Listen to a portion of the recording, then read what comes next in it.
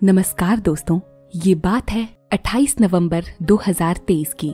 मैं एक competitive exam देने जाने वाली थी। ये एग्जाम मेरे जीवन के लिए बहुत महत्वपूर्ण था क्योंकि मैंने न केवल इसे क्रैक करने के लिए मेहनत की थी बल्कि ये मेरा एक सपना भी था। अगर मैं ये एग्जाम पास कर लेती तो मेरे पास एक ऐसी जिम्मेदारी होती जो मैं वर्दी पहन कर निभाती। मैं हर रात सोने से पहले और सुबह उठने के बाद अपने सपने को इमेजिन करती, खुद को एक वर्दी में पाती और बहुत कुछ। जाहिर है देश भर के युवा और अलग अलग लोग समय समय पर बहुत तरह के एग्जाम्स देते हैं। तो हुआ कुछ यूं कि मैं अपने घर से एग्जाम देने के लिए सही समय पर निकली। परीक्षा ठीक 12 बजे से शुरू होने वाली थी। मैं लगभग 2 घंटे पहले अपने घर से निकली थी ताकि सही समय पर अपने सेंटर पर पहुंच जाऊं। लेकिन रास्ते में मेरे साथ एक कुत्ता चलने लगा। मुझे उनसे बहुत डर लगता है, तो मैंने सोचा शायद इसे भूख लगी होगी, इसीलिए मैंने 2 पार्ले के बिस्किट खरीदे और उन्हें तोड़कर उस कुत्ते को दे दिया। यहाँ लगभग मुझे 10 मिनट का समय लग गया। इसके बाद मैं दुकान पर गई और अपने एडमिट कार्ड का प्रिंट आउट निकलवाया। फिर यहाँ मुझे 10 मिनट लग गए। इसके बाद मुझे मेट्रो से एग्जाम सेंटर की तरफ जाना था। लगभग 1 घंटे के सफर के बाद मैं निश्चित गंतव्य पर पहुंच चुकी थी, जहां पर वो एग्जाम सेंटर था। लेकिन दरअसल एग्जाम सेंटर पहुंचने के लिए यहाँ से एक ई रिक्शा लेनी थी क्योंकि सेंटर तक सही समय पर पैदल पहुंचना असंभव था। इसीलिए मैंने एक ई रिक्शा ली। उस दिन हल्की हल्की बारिश हो रही थी और मौसम भी ठंडा था। जल्दबाजी में मैं माँ का आशीर्वाद लेना भी भूल गई थी, सो मैंने ई रिक्शा में बैठकर माँ को फोन किया और माँ ने मुझे परीक्षा अच्छी जाने के लिए आशीर्वाद और शुभकामनाएं दी। अब दोस्तों, आप तो जानते ही हैं कि ई रिक्शा की स्पीड या गति अन्य परिवहन के साधनों से थोड़ी धीमी होती है। इसीलिए हमारी ई रिक्शा धीरे धीरे एग्जाम सेंटर की तरफ बढ़ रही थी। अब समय लगभग 11:25 हो गए थे और मुझे ठीक 11:30 बजे से पहले सेंटर पर पहुंचना था। अचानक अंकल ने मुझसे पूछा कि बेटा, तुम्हें एग्जाम सेंटर जाना है? मैंने कहा जी अंकल, लेकिन मैं बहुत लेट हो गई हूँ, पता नहीं सही समय पर पहुंच पाऊंगी भी या नहीं। अंकल ने जैसे ही मेरी बात सुनी, उन्होंने गाड़ी की स्पीड बढ़ा दी और मुझसे कहा कि बेटा, अगर आज तुम्हें जरा सी भी देरी हो गई तो तुम्हारे पूरे साल की मेहनत बर्बाद हो जाएगी। मैंने उनकी बातों पर सहमति जताई।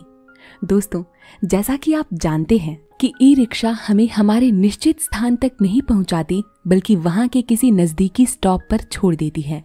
लेकिन न जाने क्यों अंकल ने मुझे अपनी बेटी समझकर स्टॉप से 2 किलोमीटर दूर एग्जाम सेंटर तक छोड़ा। स्टॉप तक छोड़ने के 10 रुपए लगते हैं, लेकिन चूंकि उन्होंने मुझे सेंटर तक छोड़ा था तो मैंने उन्हें 100 रुपए दिए और उन्हें बहुत सारा थैंक यू कहा। मैं इस एग्जाम सेंटर पर पहली बार आई थी। गेट पर पुलिस की तैनाती थी और उन्होंने मुझे तुरंत कहा कि बेटा, अब तो शायद तुम्हारी एंट्री बहुत मुश्किल है क्योंकि तुम लेट हो गई हो, जल्दी भागो, हो सकता है तुम्हारी एंट्री हो जाए। दोस्तों, मैं एग्जाम सेंटर तक पहुंच चुकी थी, लेकिन अब यहाँ से भी तकरीबन आधा किलोमीटर और चलने के बाद सेंटर का मेन एंट्री गेट शुरू होता था। पुलिस ऑफिसर्स मुझे बता ही रहे थे कि मेरे पीछे 2 लड़कियां दौड़ी दौड़ी हाँफती हुई आई और उन्होंने उन दोनों को भी जल्दी से भागकर मेन एंट्री गेट तक पहुंचने की सलाह दी। रिक्शे वाले अंकल ने जैसे ही पुलिस की बात सुनी, उन्होंने तुरंत मुझे आवाज लगाई और कहा कि बेटा, तुम तीनों मेरी रिक्शा पर बैठ जाओ, मैं तुम्हें मेन एंट्री गेट तक छोड़ आऊंगा। हमने अंकल का बहुत सारा धन्यवाद फिर से दिया और रिक्शा में बैठकर मेन एंट्री गेट तक पहुंचे। लेकिन हमने क्या देखा? जी हाँ, गेट बंद हो चुका था। हम तीनों ने गेट के अंदर मौजूद 3 कार्यकर्ताओं से बात की कि कृपया हमारे लिए दरवाजा खोल दें, लेकिन उन्होंने कहा कि बेटा, तुम तीनों सिर्फ 1 मिनट की देरी से पीछे रह गए और अब ये दरवाजा नहीं खोला जा सकता। इसके बाद मैं चुपचाप दरवाजे पर खड़ी रही, लेकिन मेरे साथ पहुंची बाकी 2 लड़कियों ने उनके सामने बहुत गिड़गिड़ाया। वो दोनों ही लड़कियां बहुत सुदूर क्षेत्रों से आई थी और एक ही बात कह रही थी कि वो अपने घर जाकर क्या कहेंगी। उनके परिवार ने उन्हें बड़ी आशा से भेजा है, लेकिन एग्जाम सेंटर पर मौजूद कार्यकर्ताओं ने उनकी एक न सुनी, बल्कि वो अपने ही हंसी मजाक में व्यस्त थे। तब मुझे ऐसा लगा कि ठीक है, माना नियम सख्त हैं और सबके लिए बराबर भी, लेकिन क्या इस दुनिया से इंसानियत इतनी मर चुकी है कि कम से कम बात सुनना तो दूर, वो सांत्वना के 2 शब्द तक नहीं कह सकते? वो चाहते तो हमारे लिए दरवाजा खोल सकते थे। हम 11:35 पर पहुंचे थे और दरवाजा ठीक 11:34 पर बंद हो गया था। हम तीनों लगभग 15 मिनट तक दरवाजे पर खड़े रहे कि शायद आज कोई तो चमत्कार हो जाए और हमारे लिए गेट खुल जाए, लेकिन ऐसा कुछ नहीं हुआ। दोस्तों, ये हम तीनों के लिए एक ऐसा समय था जब हमें आशा की एक हल्की सी भी किरण नजर नहीं आ रही थी।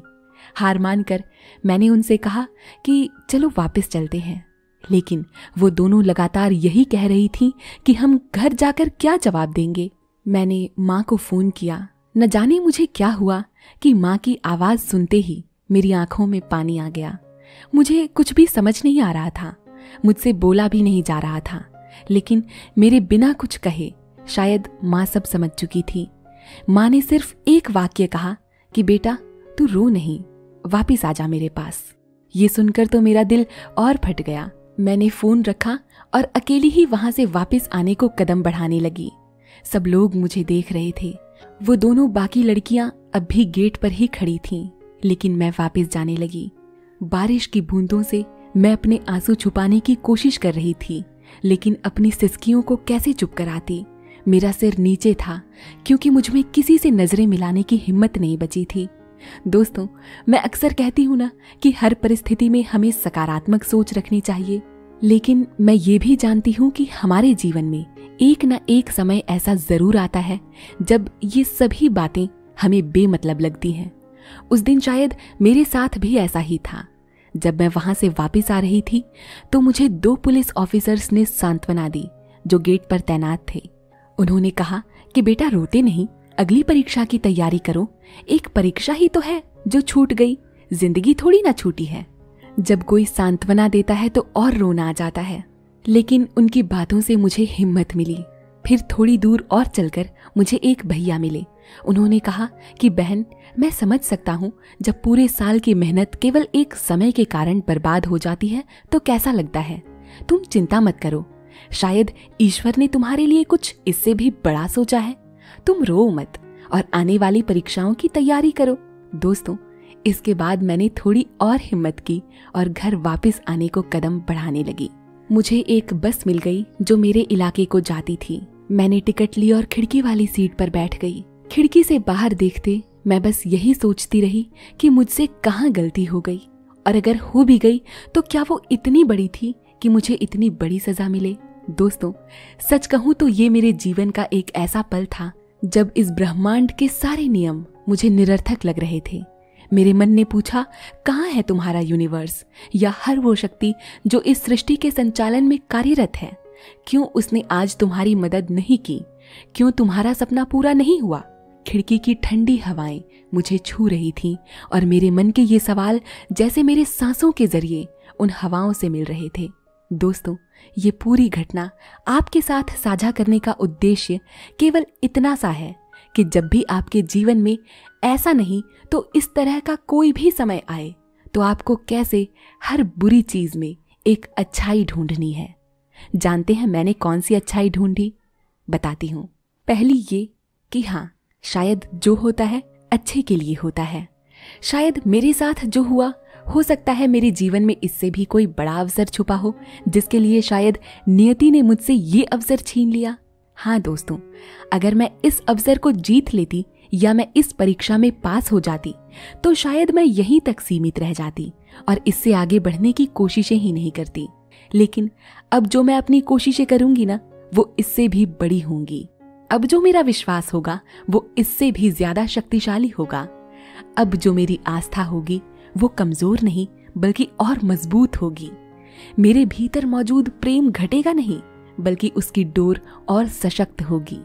अगर हम ये सोचें कि शायद ईश्वर ने हमारे लिए कुछ और ही सोचा है और हमें आगे बढ़ाने के लिए एक छोटी सी चोट दी है और इस चोट से घायल होकर हम गिरे नहीं बल्कि पूरी शक्ति से फिर से उठ खड़े हों, तो निस्संदेह हम जो चाहते हैं वही नहीं बल्कि उससे भी अकल्पनीय और बड़ा चमत्कार अपने जीवन में पाते हैं। दूसरी सीख मुझे ये मिली कि मैं रास्ते में यह समझ चुकी थी कि शायद मैं आज सही समय पर एग्जाम सेंटर पर नहीं पहुंच पाऊंगी। और उसी समय से मैंने ईश्वर से यह प्रार्थना भी की थी कि कैसे भी हो भगवान, मेरे लिए समय को थोड़ा पीछे कर दीजिए, लेकिन आप मुझे सही समय पर पहुंचा दीजिए। लेकिन आप ही बताइए, ऐसा कभी हुआ है क्या? अगर मेरे लिए 1 सेकंड भी पीछे कर दिया जाए तो दुनिया में कितनी बड़ी तबाही हो सकती है, इसकी हम कल्पना भी नहीं कर सकते। दोस्तों, बस में जो मन मुझसे चिल्ला चिल्ला कर सवाल कर रहा था, पता नहीं उस मन के किस कोने से ये सभी उत्तर निकल रहे थे जो मैं आपको बता रही हूँ। ये सभी अच्छाई पता नहीं कौन सा मन ढूंढ रहा था। दोस्तों, शायद ईश्वर मेरे लिए समय को तो नहीं रोक सकते थे, लेकिन हाँ, वो समय पर पहुंचने में मेरी सहायता जरूर कर सकते थे। और जिस तरह मुझे एक पिता की तरह ई-रिक्शा वाले अंकल मिले थे, मैं यह पूरे विश्वास के साथ कह सकती हूँ कि शायद ईश्वर ने मेरी मदद जरूर की थी। एक तरफ जहाँ गेट के अंदर मौजूद पढ़े लिखे कार्यकर्ताओं का इंसानियत को तार तार करता स्वभाव था, तो दूसरी तरफ ईश्वर का स्वभाव लिए वो बिन पढ़े लिखे अंकल थे, जिन्होंने ई-रिक्शा पर हमें सही समय पर पहुंचाने में कोई कसर नहीं छोड़ी थी।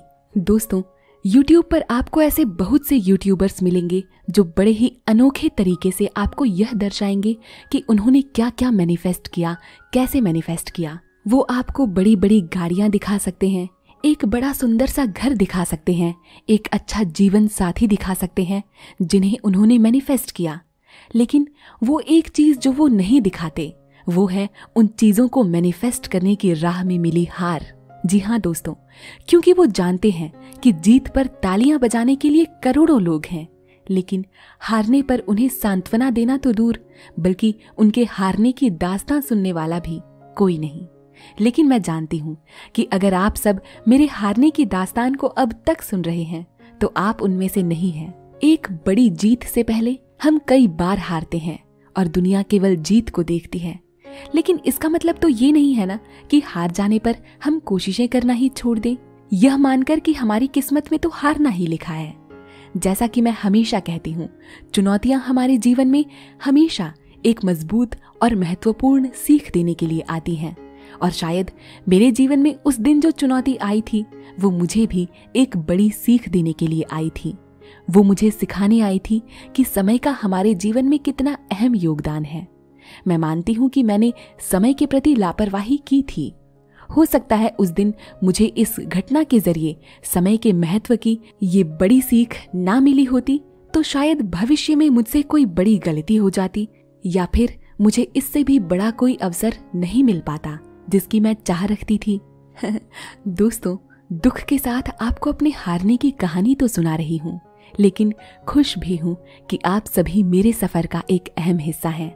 आप मेरे साथ इसी तरह बने रहिएगा ताकि एक दिन जब मैं जीतूं तो हार की नहीं बल्कि जीत की दास्तान सुनाऊं। जब मेरे हार की कहानी सुनने के लिए आप सब हैं, तो जीत के जश्न में भी मैं आप सभी का साथ चाहती हूँ। इस वीडियो को समाप्त करने से पहले बस एक आग्रह करना चाहूंगी कि आप सब भी अपने जीवन में समय का महत्व दें और इसका सम्मान करें। आप जो चाहते हैं वो आपको मिलता है, बस स्वयं पर विश्वास रखें और चुनौतियों से हारे ना बल्कि फिर से उठकर लड़ने की हिम्मत रखें।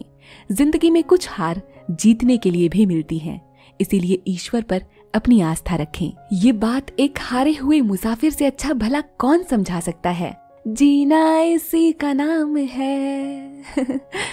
अगर चैनल को आपने सब्सक्राइब नहीं किया तो जरूर कीजिएगा। वीडियो को अंत तक देखने के लिए आप सभी का बहुत धन्यवाद। आप अपनी बात मुझ तक कमेंट बॉक्स के जरिए पहुंचा सकते हैं। हमारे साथ प्रमोशन या कोलैबोरेशन के लिए आप हमसे ईमेल या इंस्टाग्राम पर संपर्क भी कर सकते हैं। इसी के साथ आप सभी को दिल से धन्यवाद। नमस्कार।